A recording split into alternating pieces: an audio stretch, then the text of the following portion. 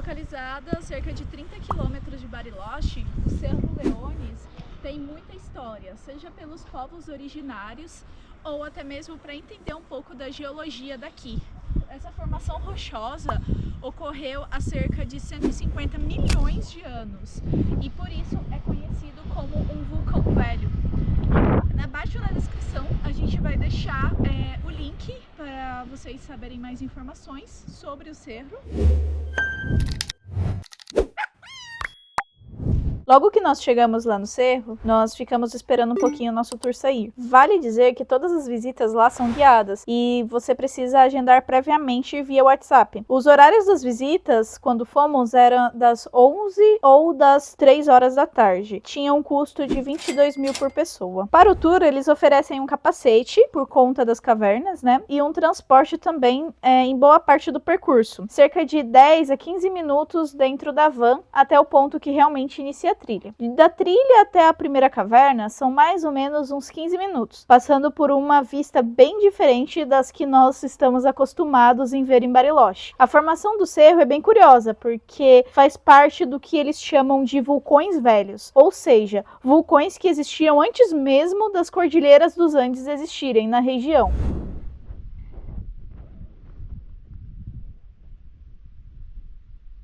É possível ver claramente a mudança do bioma patagônico nesse ponto. A transição de áreas úmidas, que são as áreas de montanhas nevadas e tudo mais, com as áreas que são extremamente secas, que é a área que eles chamam de estepe. As bandeiras nos duram 3 meses aproximadamente.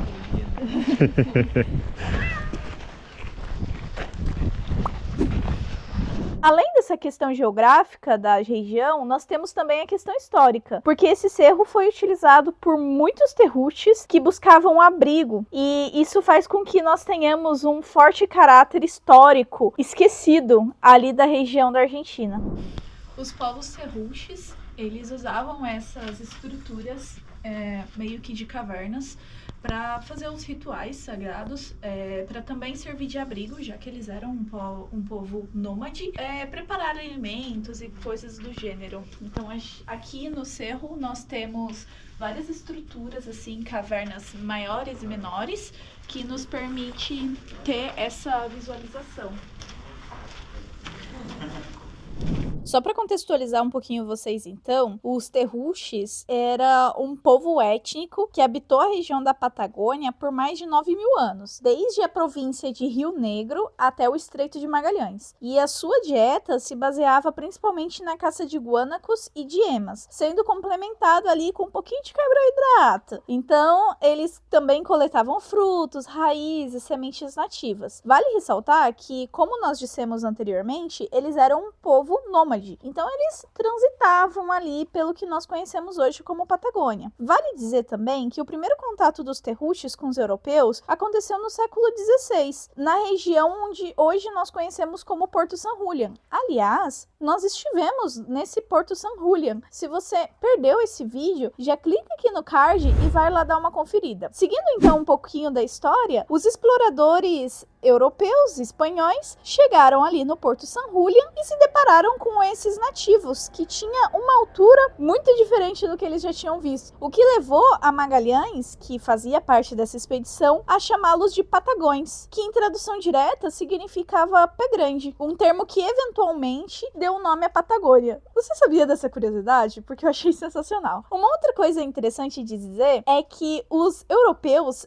se interessaram muito pelos Patagões porque Antônio Pigafetta, que era um cronista da expedição, descreveu os Patagões como, abre aspas, vimos de perto, na praia, um homem que era tão grande que a nossa cabeça chegava apenas à sua cintura. Obviamente, Pigafetta exagerou um pouquinho ali na descrição, até porque os terruches eram grandes, mas eles não chegavam a ser um pé grande, por exemplo. O que aconteceu foi esse choque, porque os terruches na época, mediam por volta de 1,80, enquanto um europeu espanhol médio media 1,60. Então, era uma altura realmente significativa para o que eles estavam acostumados. Bom, além de ser utilizado como uma espécie de casa, né, uma espécie de abrigo, os terruches também usavam as paredes para demarcarem os territórios. Aqui nós temos uma pintura de mais de 1.300 anos. E eles usavam sangue, urina e outros utensílios que eles tinham na época para poder fazer essas pinturas que demarcavam o território dos terruches aqui na região. Seguindo então no nosso passeio, vale dizer aqui que da primeira caverna até a segunda, que é onde nós encontramos a pintura, foram mais ou menos 5 minutos de caminhada.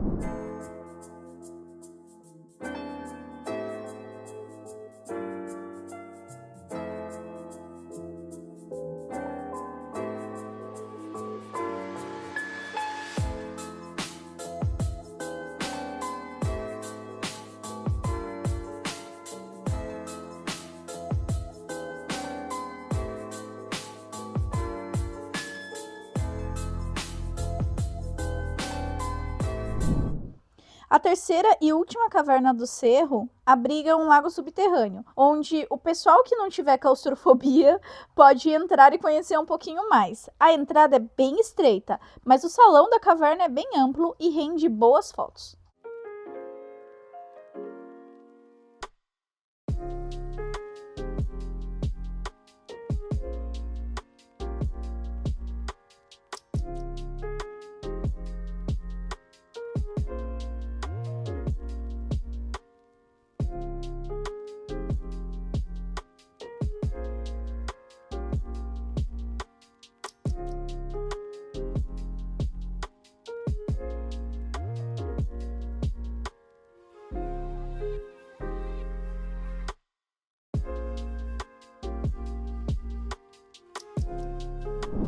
A última parada desse tour ali no Cerro Leones foi no Mirante. O que acontece é que essa região nunca chove. Inclusive foi uma coisa que o guia reafirmou todas as vezes durante o percurso. Só que nesse dia resolveu dar uma garoada. Então vocês estão vendo imagens inéditas de chuva nessa região.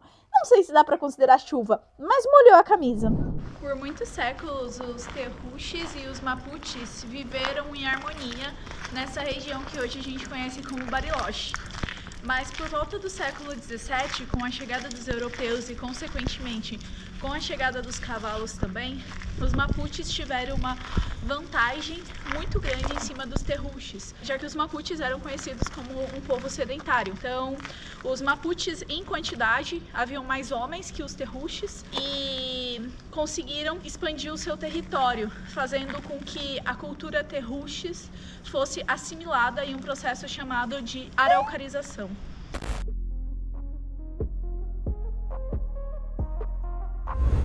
Após o processo de eucarinização e também as consequentes guerras que aconteceram por conta do desenvolvimento militar e o pensamento de conquista do deserto pelos europeus e também pelo governo argentino e chileno, a cultura terruche é muito pouco disseminada e muito mascarada em cima da cultura mapuche. Então hoje a gente até vê algumas famílias que são mapuches e que tentam ainda manter esse vínculo. E é isso que a gente vai ver no mercado da estepa.